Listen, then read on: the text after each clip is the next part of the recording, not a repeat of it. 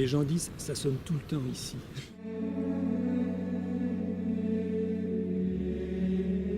Alors à Fongombo, nous sommes des moines bénédictins, disciples de Saint Benoît. Et notre vie est une vie familiale, une vie de prière, de silence.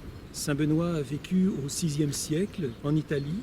Jeune, né d'une famille qui était riche, il a quitté le monde pour chercher Dieu. Il s'est retiré dans une grotte, des disciples sont venus à lui et il a écrit une règle. Et les monastères bénédictins essayent de vivre cette règle qui nous a été donnée par Saint Benoît.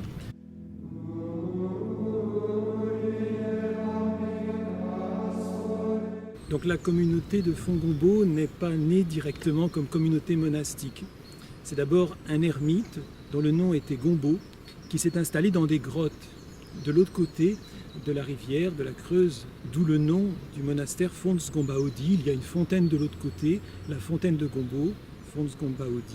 100 ans après l'installation de cet ermite, aux alentours de 1100, la communauté des ermites était devenue trop nombreuse. Il n'était plus possible de vivre dans les grottes et les ermites ont traversé la rivière et se sont établis dans le monastère où nous sommes aujourd'hui. La vie est devenue une vie cénobitique, une vie en communauté. Après, le monastère a connu l'histoire de bien des monastères de France avec une période d'apogée et puis un déclin. En 1741, la communauté des moines a été éteinte définitivement.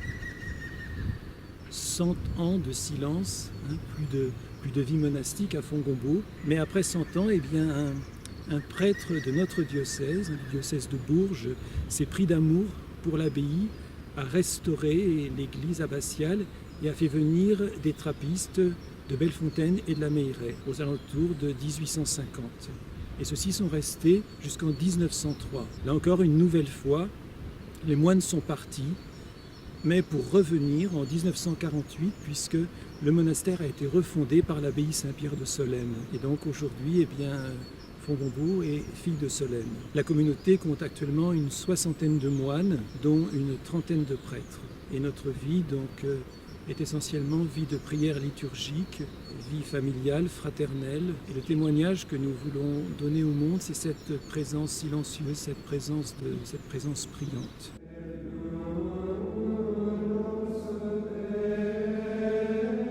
Alors notre vie a un lien avec le chant et je dirais selon deux lignes. Tout d'abord, l'office divin est chanté. Donc toute la journée à l'église, le moine chante. Mais plus profondément, il faut se souvenir qu'on chante quelque chose qui pourrait simplement être dit. Et on dit quelque chose qui ne pourrait ne pas être dit. Donc dans la parole humaine, dans le mode d'expression humain, le chant est ce qu'il y a de plus beau, ce qui permet d'exprimer quelque chose avec la plus grande délicatesse. Alors je dirais que la vie du moine est un chant. Et en ce sens, chaque instant de la vie du moine veut être le plus beau possible pour Dieu. Et en ce sens, c'est toute notre vie qui se rapproche du chant.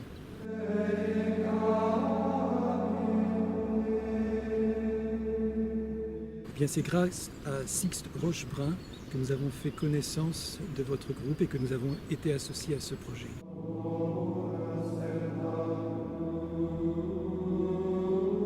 Alors 2 idées nous sont venues. La première, c'est de faire retourner la grâce sur ceux qui ont contribué à réaliser ce beau projet.